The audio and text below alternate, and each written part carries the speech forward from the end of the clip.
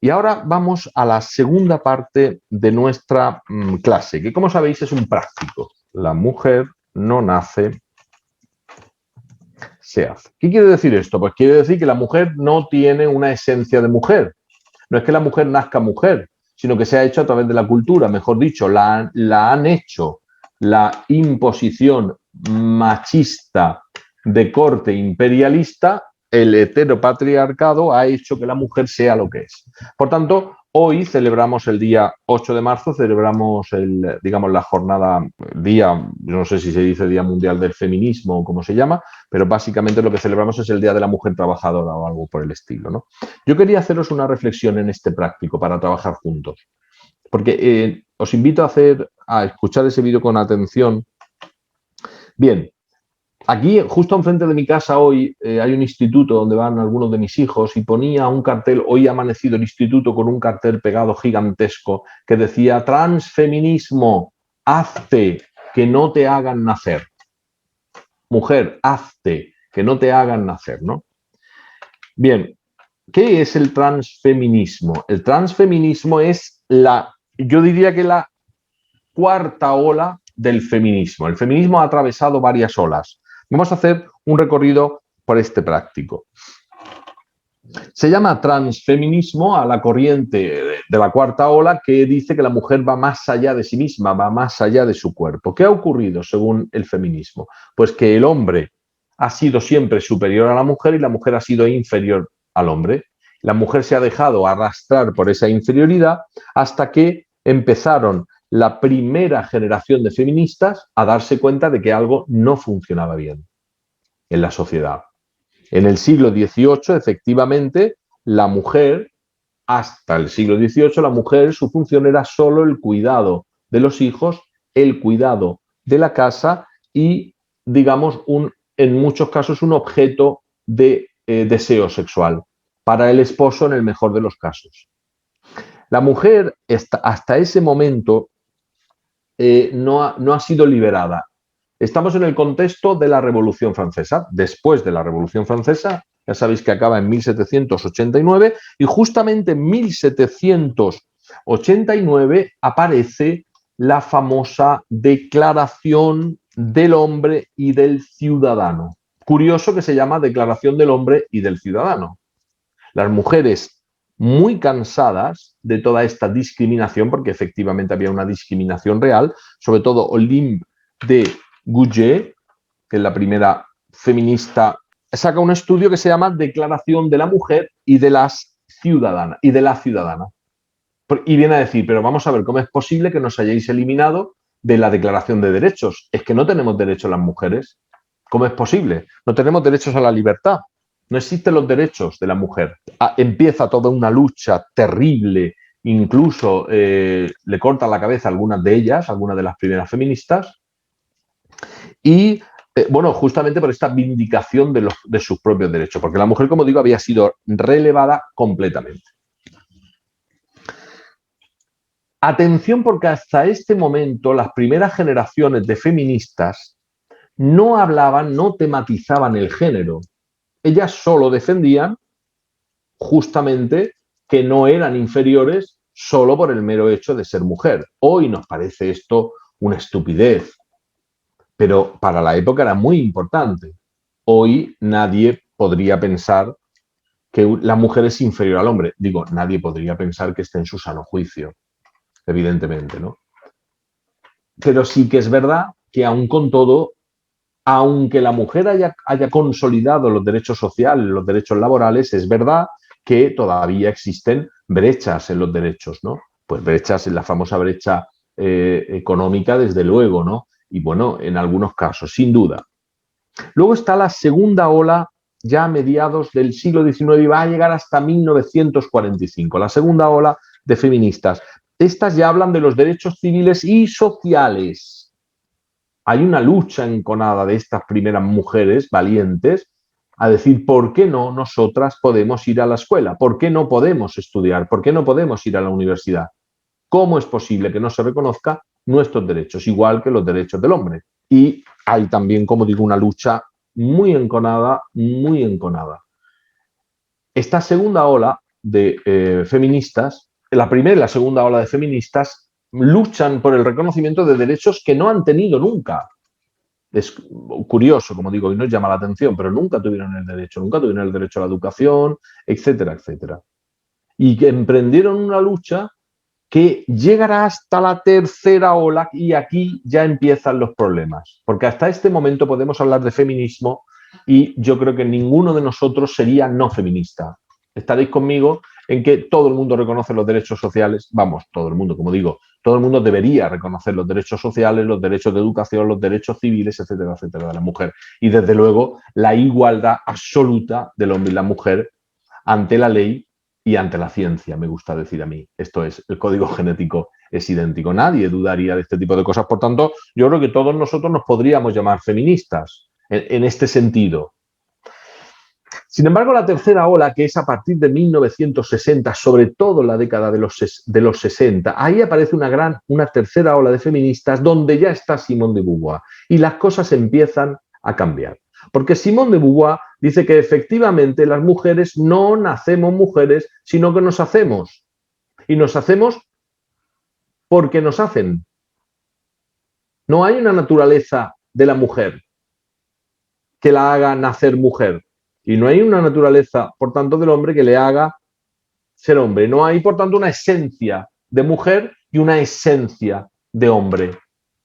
Yo he nacido en un cuerpo y me han impuesto, la cultura heteropatriarcal me ha impuesto una serie de condiciones, una serie de dictaduras heteropatriarcales. Liberando a la mujer de la sexualidad que la ata, estas terceras feministas, esta tercera generación de feministas, querían liberar a la mujer. Por tanto, coincidiendo la década de los 60 con los anticonceptivos, se libera a la mujer de su esclavitud sexual. El cuerpo de la mujer, por tanto, ya no está atado a la reproducción con la píldora anticonceptiva. Es una verdadera liberación para la mujer. Mujer, abrir vuestras bocas, cerrar vuestras vaginas. Sí, perdonad que hable así porque fue justamente el eslogan que ellas utilizaban en esta época, ¿no? Simone de Beauvoir absolutamente a la cabeza de todo esto. Bien, pero empiezan ya a aparecer fricciones porque con la revolución sexual se ha liberado a la mujer de un modo absolutamente violento y empieza la lucha sexual como un remedio de la lucha de clases. No olvidar que Beauvoir, Sartre y toda esta gente tienen una connotación marxista. Ellos hacen una lectura marxista de la sociedad y la lectura marxista de la sociedad, como bien conocéis, está en pugna constantemente. Marx ha dicho que hay una verdadera lucha de clases y que el reconocimiento del proletariado solo es si llegamos a las armas, digamos así, a la lucha violenta. Por tanto, se consideran las relaciones humanas como relaciones de violencia. Si esto lo extendemos ahora con la imposición heteropatriarcal, tenemos ya el caldo de cultivo. La relación de un hombre y una mujer siempre es una relación conflictual y, por tanto, de poder. Por eso, la mujer que ha sido sometida a juicios de poder ahora debe liberarse. Era esclava sexual. ¿Cómo se convierte ahora en libre sexual? Utilizando los anticonceptivos, desgajándose de su mera reproductibilidad que la hace vulnerable, porque una mujer embarazada es una mujer vulnerable. Atención, porque empieza a verse en el cuerpo de la mujer embarazada la vulnerabilidad, la debilidad y la inferioridad, que va a hacer causa a la sociedad de que cada vez se tengan menos hijos. Cada vez se tienen menos hijos porque la mujer ha sido y es considerada, la mujer embarazada es considerada débil. Es más, en los sistemas de seguridad social occidentales se considera la baja maternal desde el minuto 1 solo porque la mujer quiera tenerla, porque se considera una especie de enfermedad, vamos a decir así, con todos los respetos, con una especie de debilidad. ¿Por qué? Pues porque la mujer queda vulnerabilizada. Por tanto, ¿qué es lo que hay que hacer? No tener hijos, porque teniéndolos soy más débil. Por tanto, la mujer que antes se dedicaba a cuidar a sus hijos, ahora ya no tiene hijos que cuidar. La mujer que antes se dedicaba a tener relaciones sexuales con el marido y quedarse embarazada, ahora con la liberación de la píldora ya no tiene por qué tener relaciones sexuales con hijos. Y por tanto, si ya no tengo hijos y ya no tengo ninguna atadura, puedo abrirme al mercado laboral y por tanto la mujer tampoco ya está en su casa.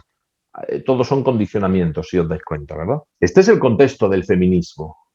Por tanto, llegaréis a la conclusión de que efectivamente el feminismo de tercera generación es un feminismo mucho más radical, mucho más violento, mucho más manifestativo y reivindicativo. Bien, pero falta todavía la cuarta ola, que es la actualidad en la que estamos viviendo. Esta es la cuarta ola del feminismo, que es lo que venimos llamando transfeminismo.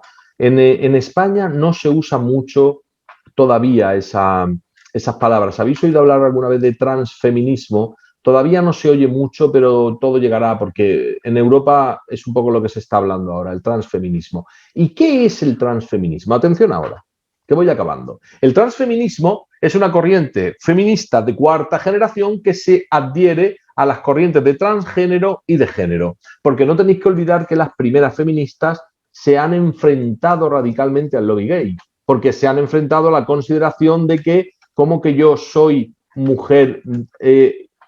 A ver, si el feminismo decía, la mujer no nace, se hace. Sin embargo, los transexuales afirman que nacen con un cuerpo equivocado. Luego son hombres, pero son mujeres, porque han nacido mujeres en un cuerpo de hombre. Esas tesis son absolutamente contradictorias con respecto al feminismo. Por eso entendéis que el feminismo más radical está radicalmente enfrentado a todas las teorías de género y a todos los transgéneros.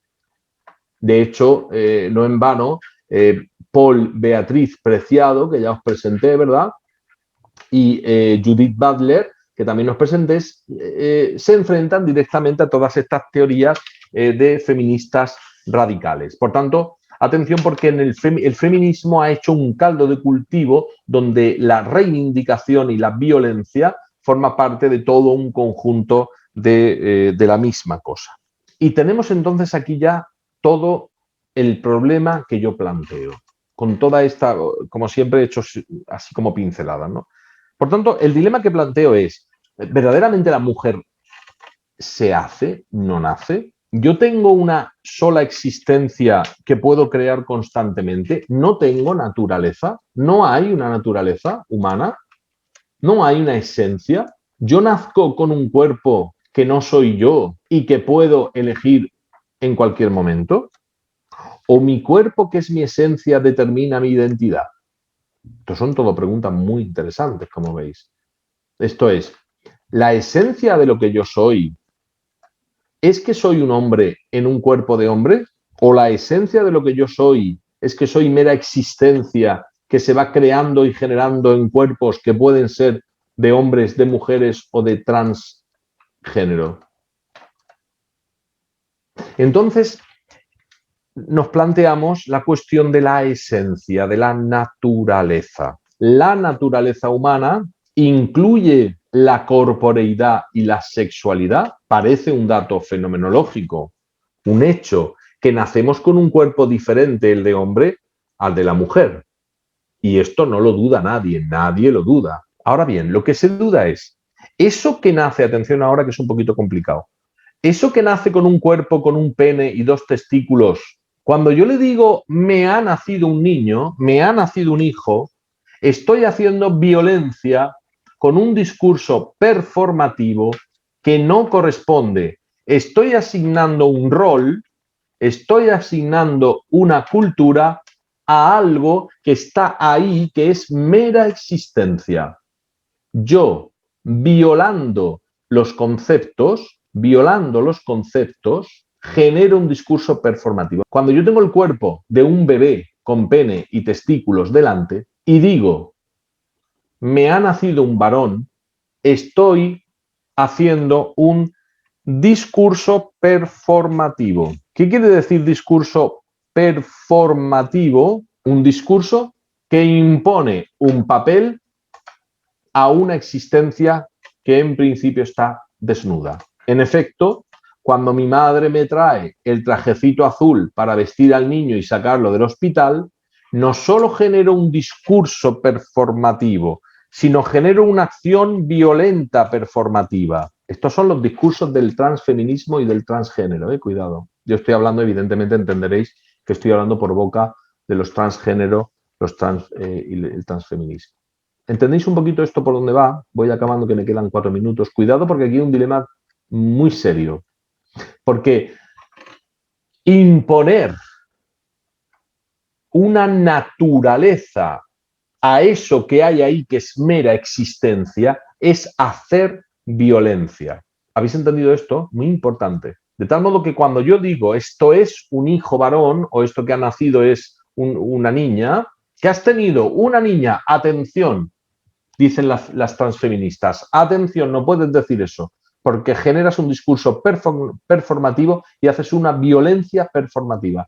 No se puede decir que has tenido una niña, tienes que decir que has tenido un ser natural que elegirá aquello que quiere ser en cada momento. Es una respuesta un poco complicada para dar cuando alguien te pregunta qué has tenido, pero es lo que habría que decir, ¿verdad? Porque todo discurso performativo es un discurso limitativo. Para terminar, voy diciendo que la dictadura del relativismo es la dictadura del lenguaje. Gana quien pone nombre antes. Yo no sé si os acordáis, me vais a perdonar, ahora que estoy ya en confianza, no sé si recordáis aquellos, yo tengo 52 años y yo me acuerdo que jugábamos a un juego que era, salíamos del colegio corriendo con las mochilas y teníamos que llegar a la calle donde jugábamos, ¿no? Y decíamos, tonto el último. Esto es, el que le pone nombre gana. Bien, es tonto el último, el que llega el último, ¿no? Y si yo llego el último, soy tonto. Tú has hecho un discurso performativo. Me has hecho tonto porque llego el último. Cuidado. En resumidas cuentas, resumiendo, los transfeminismos, los transgéneros, los transhumanismos, si os dais cuenta, curiosamente, trans, es un discurso metafísico, porque va más allá de lo que se ve. Bien, nosotros también planteamos un discurso trans, un discurso transfenomenológico, un discurso fenomenológico. Vayamos a lo que no se ve, pero ir a las cosas mismas. Vayamos a lo que no se ve, atención, desde lo que se ve. ¿Verdad? No podemos ir a lo que no se ve desde lo que no se ve. Muchísimas gracias a todos.